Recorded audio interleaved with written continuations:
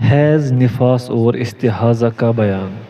حیض تعریف: لغت میں اس کے معنی سیلان یعنی بہنا اور بہاؤ کے ہیں، اور مراد اس سے وہ خون ہے جو بالغ عورت کو کسی بیماری کے بغیر عام طور پر ہر مہینے شرمگاہ سے آتا ہے، بغیر اس سبب کے کہ وہ ولادت ہو یا پردہ بکارت چاک ہو۔ خون حیض کی رنگت: اس کا رنگ سیاہ، سرخ، پیلا یا گدلا ہو سکتا ہے۔ فاطمہ بنت ابو حبیش رضی اللہ عنہا سے روایت ہے کہ انہیں استحاضہ آتا تھا۔ نبی صلی اللہ علیہ وسلم نے ان سے فرمایا، جب حیض کا خون آتا ہے تو وہ سیاہ ہوتا ہے جو پہچانا جاتا ہے۔ جب ایسا ہو تو نماز سے رک جاؤ، اور جب دوسری صورت کا خون ہو تو وضو کر کے نماز پڑھ لیا کرو، یہ ایک رگ کا خون ہوتا ہے۔ یہ روایت صحیح ہے، ابو داؤد وغیرہ۔ یہ سرخ رنگ کا بھی ہو سکتا ہے کیونکہ خون کا اصل رنگ یہی ہے۔ اس کا رنگ زرد ہو سکتا ہے، اس وقت یہ پیپ کی طرح کا پانی ہوتا ہے جس پر زردی سی غالب ہوتی ہے، یا میلے پانی کی طرح سیاہ و سفید کے درمیان مٹیالی رنگ کا ہوتا ہے۔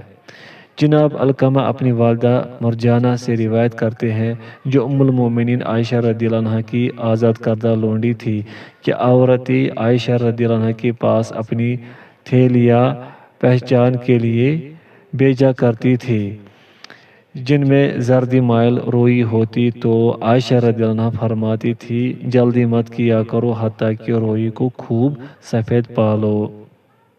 صحیح البخاری۔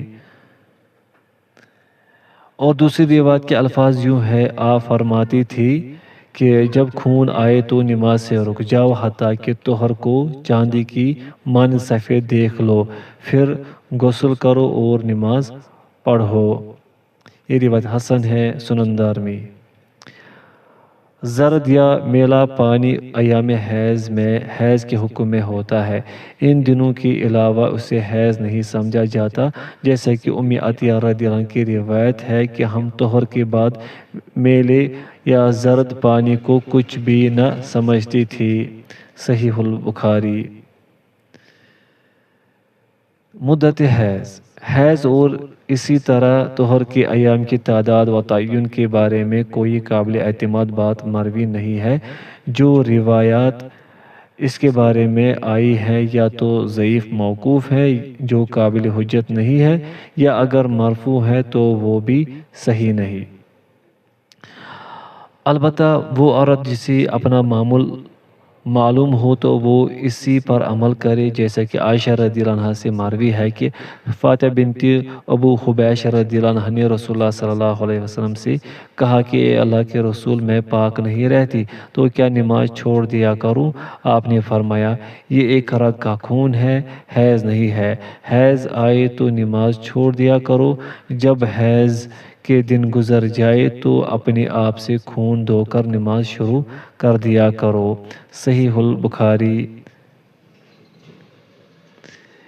اسی طرح ام المومنین ام سلمہ رضی اللہ عنہ سے روایت ہے کہ انہوں نے رسول اللہ صلی اللہ علیہ وسلم سے ایک عورت کے بارے میں دریافت کیا جس سے بہت زیادہ خون آتا تھا، تو آپ نے فرمایا، اسے چاہیے کہ اتنے شب و روز انتظار کرے جتنے شب و روز اس استحاضے کی بیماری میں مبتلا ہونے سے پہلے مہینے میں اسے حیض آیا کرتا تھا، اور مہینے کے انہی دنوں میں نماز چھوڑ دے۔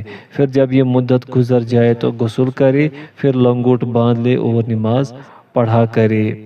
یہ روایت صحیح ہے، ابو داؤد وغیرہ۔ اگر اس کا کوئی مقررہ معمول نہ ہو تو پھر وہ قرائن و علامات اور خون کے رنگت کے لحاظ سے عمل کرے، جیسا کہ فاطمہ بنت ابو حبیش رضی اللہ عنہا کی حدیث میں آیا ہے، جس کا ذکر قبل از یہ حیض کے سلسلے میں ہوا ہے۔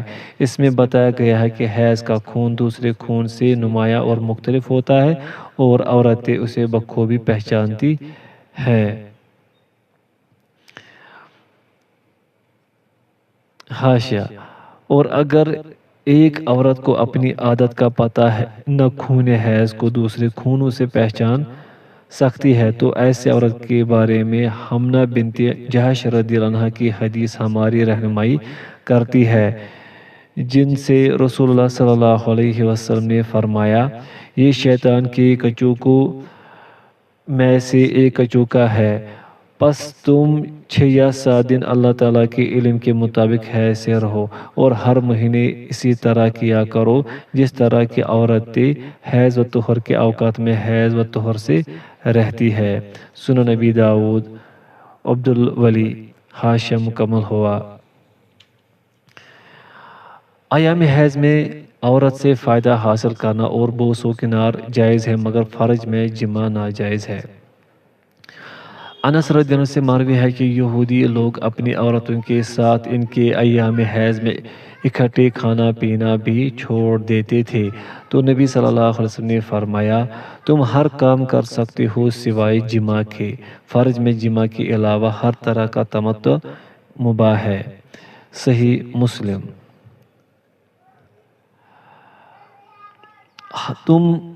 ایام حیض میں ہم بستری کا کفارہ۔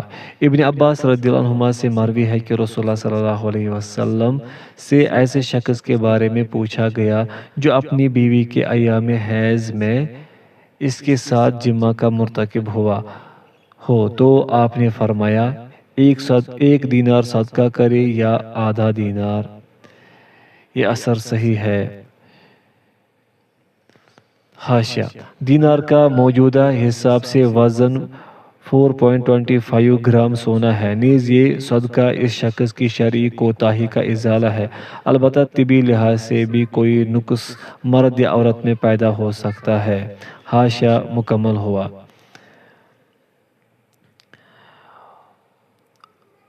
اور صدقے کا یہ فرق خون کی ابتدا اور انتہا کے لحاظ سے ہے۔ جناب ابن عباس رضی اللہ عنہما سے موقوف روایت ہے کہ اگر وہ خون کے شروع کے دنوں میں ہم بستری کر چکا ہو تو 1 دینار دے، اور اگر اس کے آخر میں ہم بستر ہوا ہو تو آدھا دینار۔ نفاس۔ تعریف: لغت میں یہ لفظ اس مدت کے لیے بولا جاتا ہے جس میں بچے کی ولادت کے بعد عورت کا رحم اور اس کے اعضائے تناسل حمل سے پہلے کی معتدل حالت پر آتے ہیں، اور اصطلاحاً اس خون کو کہتے ہیں جو بچے کی ولادت کے بعد جاری ہوتا ہے۔ نفاس کی زیادہ سے زیادہ مدت 40 دن ہے۔ ام المؤمنین ام سلمہ رضی اللہ عنہ بیان کرتی ہے کہ نبی صلی اللہ علیہ وسلم کے دور میں نفاس والی عورتیں 40 دن رات بیٹھتی تھیں اور ہم اپنے چہروں پر چھایوں کی وجہ سے ورس زرد رنگ کی ایک بوٹی کا ابٹن لگایا کرتی تھی۔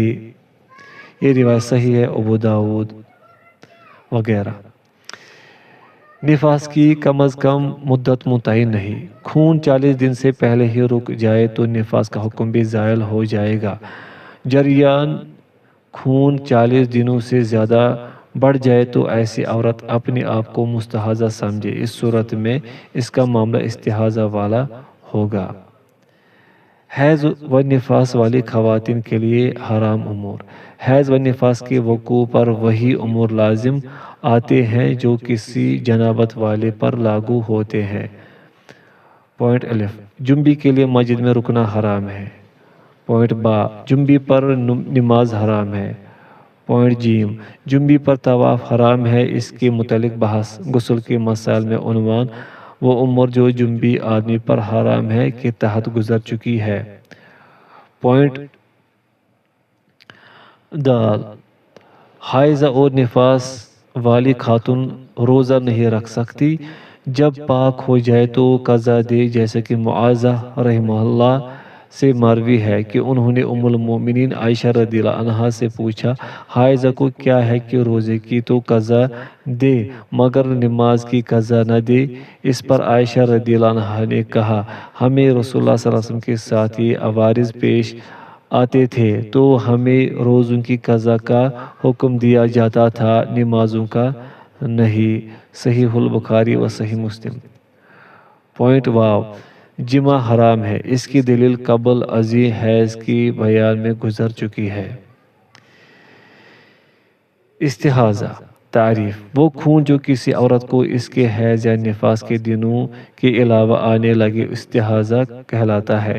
یہ خون بعض اوقات حیض و نفاس کے فوراً بعد متصل بھی آنے لگتا ہے۔